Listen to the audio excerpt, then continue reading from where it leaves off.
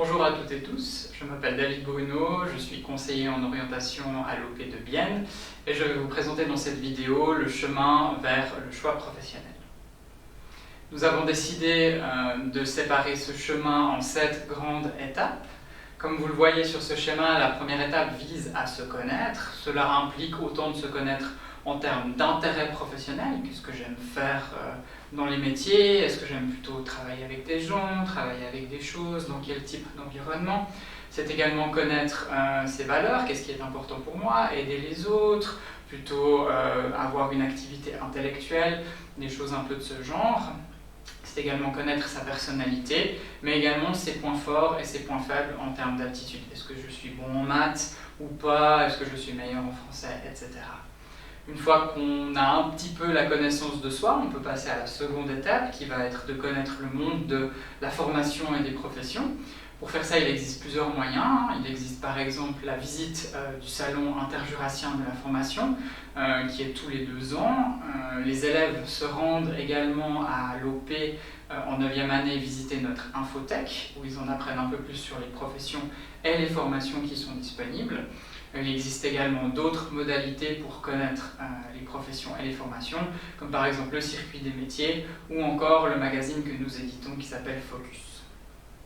Une fois qu'on a un petit peu pris connaissance de ce qui existe en termes de métiers, on va pouvoir comparer, faire le point. Donc comparer ce qu'on connaît de nous, ce qu'on connaît des métiers, et faire le point sur les exigences de ce métier. Est-ce que j'ai les capacités pour, est-ce que j'ai l'envie, est-ce que mes intérêts concordent? Un peu voilà, faire l'état des lieux à ce niveau-là. L'étape d'après va être de faire des stages. Faire un stage peut avoir plusieurs buts. On peut faire un stage pour vérifier son choix d'orientation. Est-ce que le métier qui m'intéresse vraiment? Je vais le tester. Ou alors découvrir des métiers. Voilà, j'ai cette idée de métier en tête. Ce serait bien que je découvre un petit peu plus de quoi il retourne. Donc observer pendant quelques temps ce métier. Les conditions pour faire un stage, il y en a quelques-unes. Par exemple, il faut être âgé de 13 ans au moins, donc avoir 13 ans révolus pour des questions d'assurance.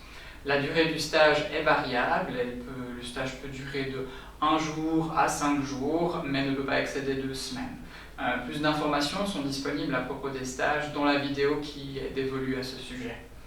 Une fois le stage ou les stages effectués, on va vérifier et décider. Vérifier, voilà, est-ce qu'au final c'est vraiment pour moi ce métier, est-ce que ça m'intéresse, et décider d'aller plus loin ou alors de recommencer le processus avec peut-être un autre métier, une sorte de plan B qu'on pouvait avoir. Une fois la vérification faite, on passe à la réalisation du projet. Donc la réalisation du projet, si on part plutôt pour une formation professionnelle initiale, ça va être de commencer à rechercher en fait une place d'apprentissage.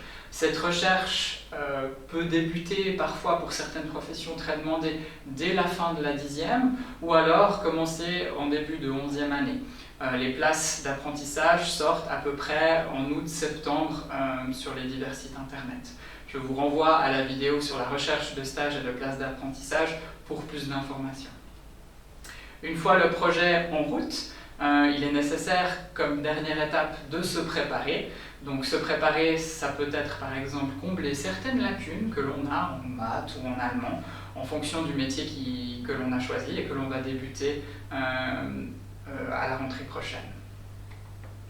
Voici le calendrier du choix professionnel. Ce calendrier du choix professionnel est indicatif, il peut varier en fonction des écoles et de la région.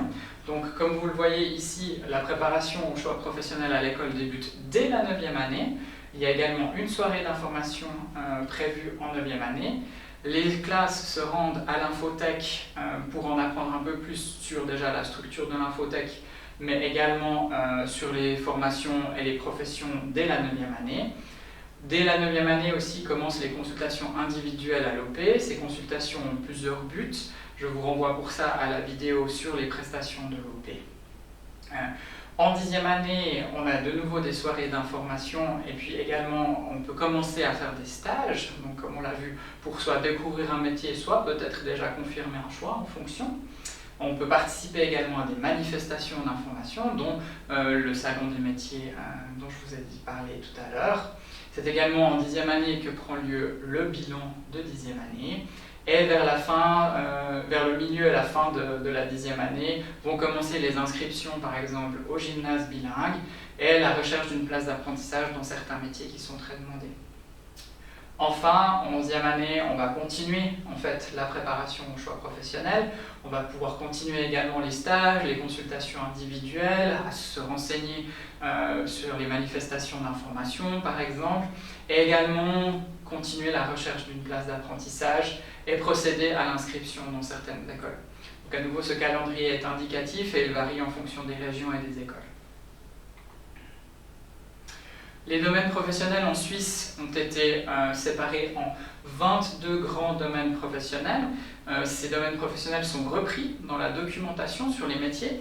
Par exemple, dans ce document qui s'appelle « Fenêtre ouverte sur les professions », voici le document de 2020, où l'on a classé environ 550 professions dans les 22 domaines professionnels existants.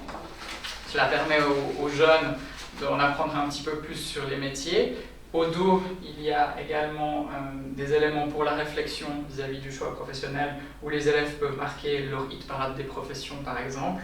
Le but est ensuite d'aller chercher de l'information, que ce soit au sein des infothèques en physique, donc, où l'on peut également emprunter des documents, puisque l'infothèque fonctionne un petit peu comme une bibliothèque, ou alors en ligne, par exemple, avec orientation.ch.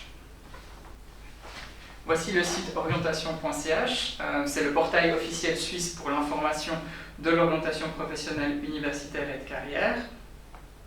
Le site est organisé en 3 grands domaines, comme vous le voyez en haut. On va avoir les professions, les formations, et puis plus tard, pour tout ce qui va être du travail et de l'emploi. Ce site permet également la recherche d'une place d'apprentissage. Je vais vous montrer par exemple maintenant comment cela fonctionne. Donc imaginons que je cherche une place d'apprentissage d'employé de commerce en formation de base. Vous voyez qu'on va me proposer également la formation élargie. Je peux, si je le souhaite, l'ajouter. Ici, je vais l'ajouter. Une fois que j'ai fait cette sélection du métier, je vais pouvoir me rendre soit en cherchant la localité qui m'intéresse. Par exemple, imaginons on va chercher une place d'apprentissage à côté de Bienne, dans un rayon de 20 km par exemple. On affichera les résultats. Et puis là, j'obtiens une liste que je peux imprimer des diverses places d'apprentissage encore disponibles pour employés de commerce pour la rentrée 2020. Vous voyez également pour certaines professions où les places d'apprentissage sont peut-être un petit peu moins, disons, à foison, où on a peut-être un peu moins d'offres, qu'il est possible de s'inscrire à une alerte email pour qu'on soit averti du moment qu'une nouvelle place d'apprentissage est disponible dans le métier qui nous intéresse. Donc ça, c'est pour la recherche d'une place d'apprentissage. Si l'on est à l'étape où l'on se renseigne sur les professions, on peut aller chercher une profession. Cherchons par exemple la profession d'informaticien-informaticienne. On affiche les résultats. Et là, on peut voir par exemple la fiche informaticien-informaticienne qui dispose et d'images et également de films de présentation avec une description complète des tâches qui sont prévues par ce métier-là, la formation également, la durée de formation, les conditions d'admission, les titres obtenus ainsi qu'un peu le contenu de la formation. Il est également intéressant de voir les perspectives professionnelles. Ce qui peut être également intéressant, c'est de voir ici les professions voisines. On voit que par exemple, les professions d'automaticien, automaticienne ou électronicien, électronicienne sont jugées proches et peuvent intéresser par exemple les jeunes qui s'intéressent à l'informatique. Si l'on revient à la profession, on peut également faire une recherche par niveau de formation, donc les formations professionnelles initiales du niveau CFC ou AFP par exemple, par domaine professionnel, comme dans la fenêtre ouverte sur les professions, par intérêt, ou alors par les qualités requises. Imaginons par exemple que je m'intéresse, que j'ai des intérêts sociaux pour l'enseignement ainsi que pour la santé, et qu'au niveau de mes qualités, je suis quelqu'un qui a une bonne mémoire, par exemple, eh bien, je vais pouvoir trouver les 8 professions dans ce domaine-là, comme assistant pharmacie ou droguiste, qui coïncident avec mes intérêts et la qualité que j'ai sélectionnée auparavant. au niveau des formations, on va pouvoir certes rechercher une place d'apprentissage comme je vous ai montré tout à l'heure, mais également rechercher une formation puisque certaines formations ne sont pas liées forcément à une profession. On va par exemple pouvoir chercher dans les thèmes de formation le droit à la sécurité et la police, avec un diplôme que l'on souhaite par exemple de formation professionnelle supérieure. Et puis là, on obtient par exemple les diverses formations comme garde frontière par exemple, ou policier, policière ou autre par exemple. Si l'on clique dessus, si je clique par exemple sur agent de détention, je vais avoir la formation proposée au Centre suisse des compétences en matière d'exécution des sanctions pénales, avec la description de la formation, les conditions d'admission, également les coûts, le diplôme, les débouchés et enfin les informations pratiques sur qui je peux contacter en cas de question. Enfin, si l'on descend ici, on voit un accès direct en fonction du degré où se situe la personne, que ce soit pour les écoliers, écolières, pour les gymnasiens, gymnasiennes ou pour les personnes en emploi. On peut voir par exemple pour les écoliers, écolières, qu'on a accès direct aux offices cantonaux d'orientation, aux questions et réponses fréquemment posées, à toutes les informations sur l'apprentissage, aux stages d'orientation, à la découverte des métiers, au choix professionnel, etc., etc. On dispose donc ici d'une grande base de données de connaissances sur les formations et les professions qui peut être extrêmement utile pour les personnes qui recherchent un peu leur première orientation professionnelle et scolaire. Je vous remercie pour votre attention. Les conseillers et conseillères en orientation de Bienne et du Jura bernois sont évidemment à votre disposition en cas de question. Voici quelques liens utiles concernant l'orientation et les sites qui vous ont été proposés aujourd'hui.